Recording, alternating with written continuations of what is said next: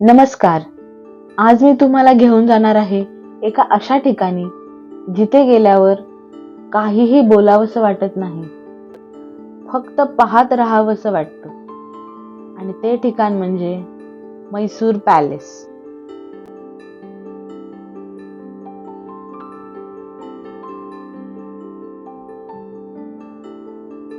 कर्नाटकच्या मैसूर शहरात उभा असलेला हा राजवाडा वोडेयार राजघराण्याचा होता. पूर्वी इथे राजे राहत होते. दरबार भरायचा आणि राज्याचे महत्त्वाचे निर्णयही घेतले जायचे. आज हा राजवाडा फक्त एक पर्यटन स्थळ नाही, तर आपल्या इतिहासाची एक जिवंत आठवण आहे.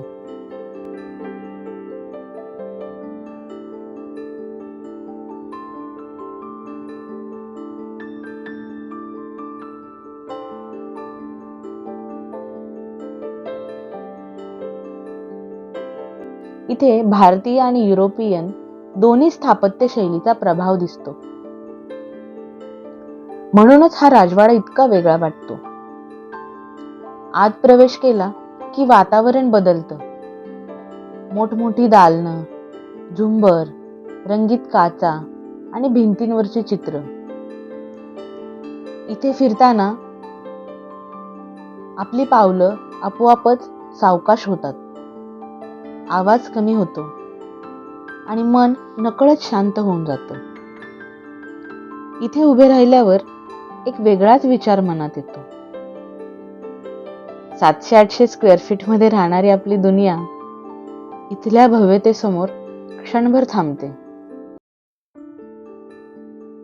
ज्या गोष्टी मिळवण्यासाठी आयुष्यात आपण धडपड करत असतो त्या किती क्षुल्लक आहेत त्याची प्रकर्षाने जाणीव इथे आल्यावर नक्कीच होते.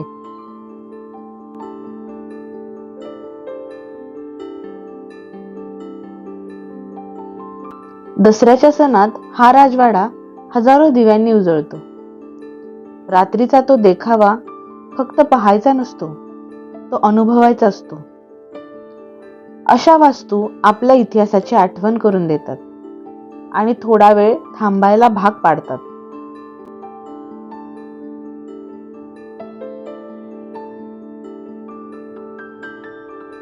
मला एक गोष्ट मात्र इथे खूप भावली. हा राजवाडा इतका सुंदर मेंटेन केला गेला आहे की तो थेट आपल्याला त्या काळात घेऊन जातो. आणि हे पाहून मनात विचार आला, आपल्याही राज्यातले गड किल्ले असेच जपले तर किती सुंदर दिसतील. राजवाड्याला बाहेरून पाहिलं तर त्याची भव्यता लक्ष वेधून घेते. मोठे घुमट, नक्षीदार खांब, रुंद कमानी, अप्रतिम देखावा. फक्त पाहतच राहावं.